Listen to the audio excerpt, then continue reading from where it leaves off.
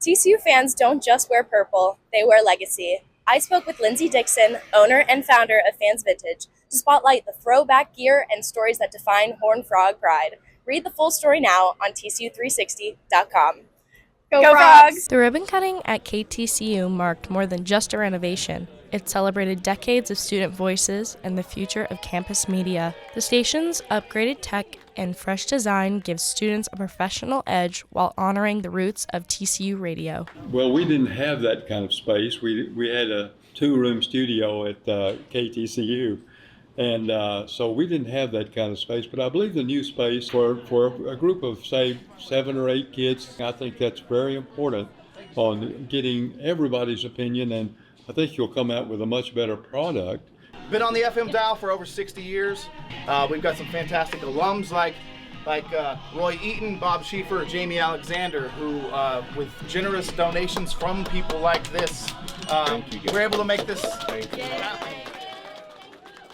Just down the hall, the Roxo advertising suite got a fresh look too, thanks to alumni Roy Eaton. It's important to know what the client wants, and with Roxo, they're finding that out.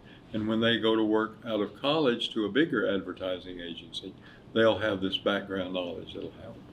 Communications is about technology. We started out, carving things in stone. We're now at a stage in communications where you can send something, a message around the world in 10 seconds. And that's amazing that we can do that. From purple socks to professional pitches, the space honors TCU's media roots while launching the next generation. Here in the music building, it's like Spotify on shuffle. Mozart in one room, Metallica in the next, and me, I'm working on my chopsticks.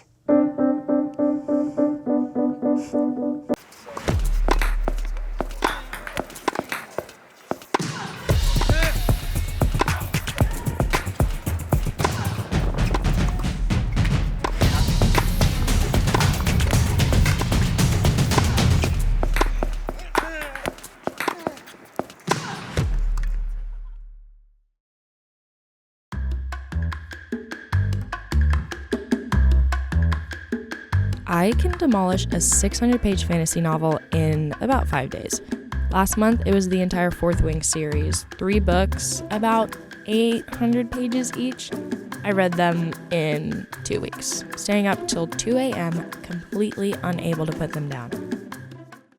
But I cannot finish a 3,000-word investigative piece, even when it's about true crime, and I love true crime, even when it's about something I theoretically should care about.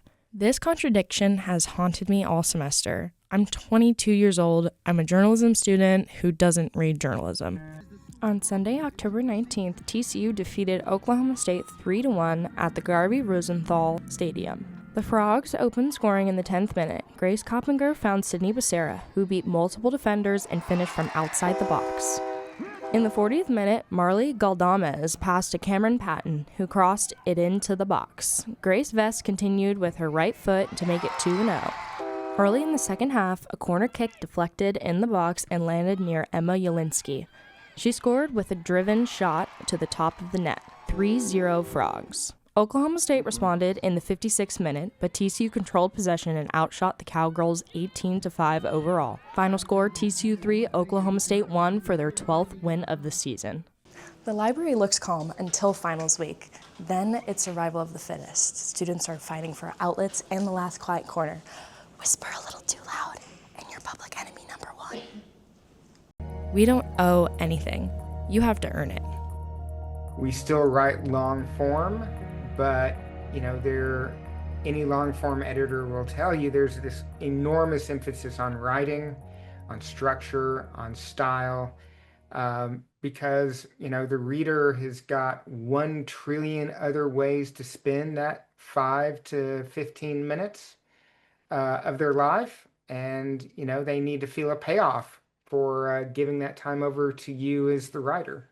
That was Chris Tomlinson, a columnist for the Houston Chronicle and the author of best-selling books Tomlinson Hill and Forgetting the Alamo. He spent more than 30 years as a journalist, from covering war zones in Africa and the Middle East to writing about the intersection of money and politics back home in Texas. He's one of the state's sharpest voices on why storytelling and earning the reader's attention matters now more than ever. I think because we're competing for people's attention, we hear a lot about the attention economy, and journalism is part of the attention economy. We're competing for people's attention, and we have to, not only get their attention, but we have to somehow convince them to pay us for their attention. I call it the what the fuck factor. If it is a story that just makes me go, what the fuck? How did this ever happen? Mm-hmm. This is unbelievable. That's the story that you can do long form. In Fort Worth 76104 zip code, Hustle Blends Coffee is brewing more than espresso. It's building community one cup at a time. Co-founders Tweety and Patrice Inguini launched the shop from a 148-square-foot shipping container. Now, their brick-and-mortar cafe blends bold coffee with their mission rooted in faith and connection. We are the most untraditional coffee shop in Fort Worth, Texas, and we're so proud of it. For TCU students, it's a study spot where your name matters and your drink finds you. No shouting orders, just headphones, house-made syrups, and peace. I truly believe that this atmosphere that we've created is conducive for anybody to feel welcome to come in. Our goal is to always impact this community. What we're looking to do is build a community of people who can feel the warmth of a coffee shop and not just be rushed. I feel like everybody's in a race to go nowhere sometimes in life, but this shop is personally tailored to those who are gonna come in and wanna have a conversation. I wanna know your name.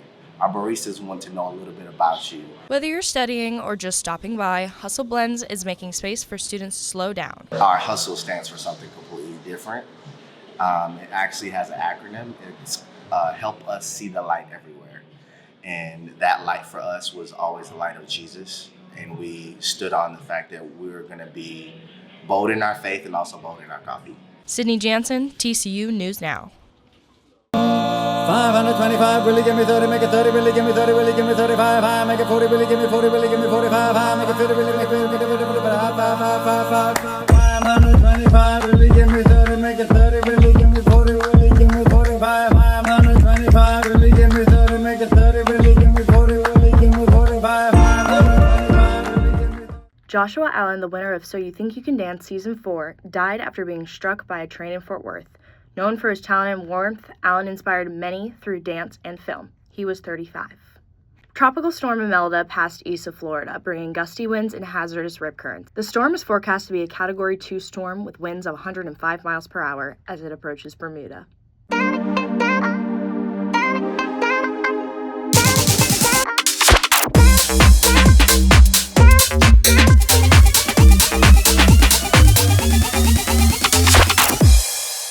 Hooking readers is just the beginning. The harder question is, how do you keep them reading?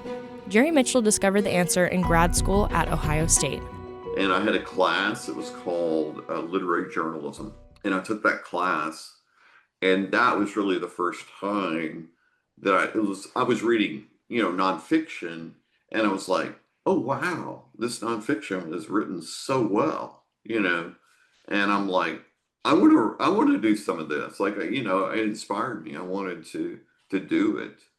In that class, Jerry learned something called the uninterrupted dream, John Gardner's concept of keeping readers so entranced in a narrative that they don't notice the real world around them. And that is your daily update. I'm Sydney Jansen. Tune in tomorrow for more news you need to know.